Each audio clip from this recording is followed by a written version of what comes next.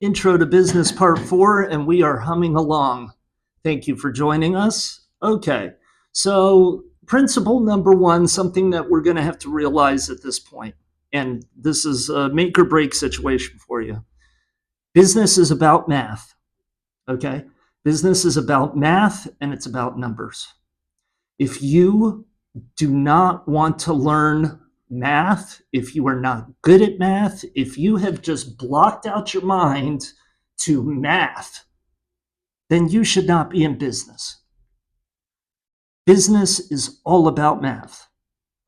When you're not doing business and you have free time, you should be doing two things when you are a business owner. You should either be learning more about your industry, more about customers and how to take care of customers and how to make customers multiply into more customers. And then you should also be practicing with math. I use Sudoku all the time. Sudoku is like a daily thing for me. It's fantastic. I highly recommend it to anybody that wants to get into business.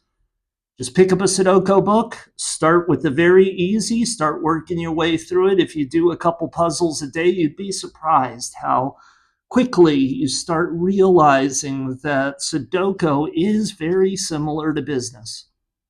And I'll talk about that in future chapters. But math is everything, guys.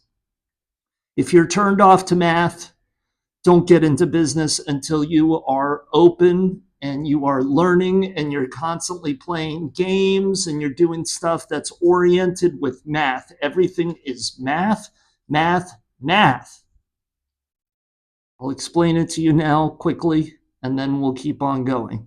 So, for example, you have this grandiose idea that you are going to sell avocados like I did as a kid, okay? Let's say in some fictitious world, you are buying these avocados at $1 a piece, and you are able to sell them at $10 a piece. Your sales price is always determined by what the market wants, okay? In business, you can only sell things for what people are paying for these things. So there is a cap. I can't go out there and sell an avocado for $1,000 because nobody's going to buy it. And the problem with that is I have to buy a certain amount of avocados to be in business. So if I can't sell these things off the shelves, like if I can't sell them like hotcakes and people are repeat customers and coming back for more and more and more at $10, then I'm going to have to drop the price until I get to the point that I can sell them in that fashion. Being in business is keeping an eye on the markets at all times. You need to know what your services are worth. So let's say, for example, you start this avocado business, okay? Avocados have a limited shelf life. That means you have to sell these avocados before they go bad. If you start an avocado business, you're going to have to buy 1,000 of these avocados at $1 a piece. That means you're going to spend $1,000 on your inventory, regardless of where you store it, regardless of your marketing, regardless of anything, the very basics. Let's just imagine you're carrying 1,000 of these things in a cart and you're pulling this cart around town. You're going to have to drop $1,000 on your inventory and you're going to have about a week to sell these things. Okay, maybe less. You might only have 4 or 5 days before they turn on you. So the question is, is there a demand for that many avocados? If there isn't, then why are you in business of selling avocados?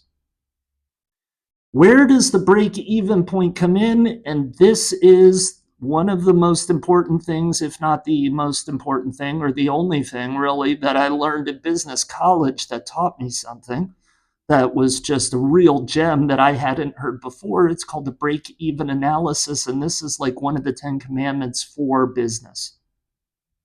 In a break-even analysis, basically what you're doing is you're realizing at what point do I sell avocados to where it's worth my time in order to do so. Because remember, when you're running your own business, you're always competing against the alternate version of yourself that has a regular job that is earning regular money. So If the regular you could go work at Starbucks and that's the best you can do, and there's opportunities there for you, and this is just realistically what you would be doing if you weren't selling avocados, then you have to realize, okay, at Starbucks, I make $20 an hour. If I take 33%, a third of that out for my expenses and my taxes, getting to work, the gas that it takes, the time, what I have to do to eat when I'm at work, all of this stuff comes into play. So let's say you only keep like 2/3 of the money. So if you're making $21 an hour, 2/3 of the money means $14 an hour. If that job only gives you 40 hours a week and you can't work anymore, then you take that $40 40 hours times your $14, which is your profit, really, after you've paid taxes, your gas to get there, and your food at work, okay? And you come up with a number, and that number is $560 in your pocket, okay? Got to be good at math. So 40 times 14 is $560. So now $560 is your benchmark. So if I'm selling avocados, I need to sell $560 worth of profit or more in order for going into business to be a smart move in a 40-hour time frame. Now, if selling avocados requires me to work longer than 40 hours, then those two are not even. So I have to look at maybe Starbucks and another job like Starbucks paying the exact same for the exact amount of time that I am working selling avocados for this to make sense before you make more money, and hopefully a lot more money, in order to justify you leaving the Starbucks opportunity in order to sell avocados. So if you do the math on your own, and feel free to stop the video and punch in a calculator or write on a notepad if you need to, but realistically, you need to get better at math if these numbers are not making sense to you right off the rip. If you can't computate that $40, 40 hours times $14 an hour profit comes out to $560. If you can't figure that out right off the rip before I even said it, then you're probably not going to be very good at business in your current state. But let me break it down for you like this. So if I sell these avocados, let's say for $6 a piece, because the market now, I tried to sell them for 10, but they wouldn't sell. I dropped it to 9, they wouldn't sell. 8, they wouldn't sell. 7, 6 is the money figure. At $6 a piece, there's no way that I won't sell out in 4 days of the 1,000 avocados that I've bought for $1 a piece.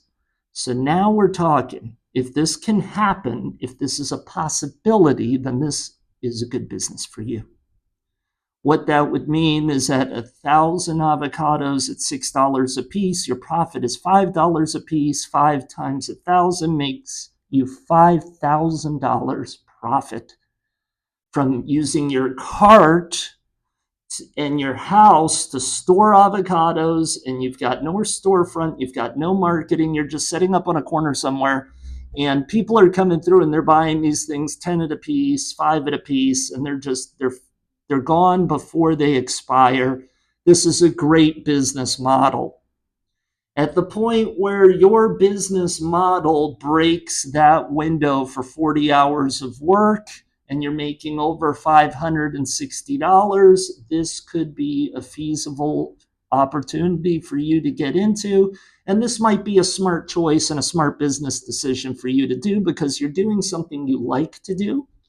You're working the 40 hours a week that you choose to work. You don't have the risk of somebody just letting you go because you treated a customer the wrong way. You can pick your customers. There's a lot of advantages to having your own business. So this is a good business model. The break-even point comes to how many avocados do I actually have to sell before I hit that $560 window? And off the top of your head, you should know you've got to sell 115 of these things before it makes sense.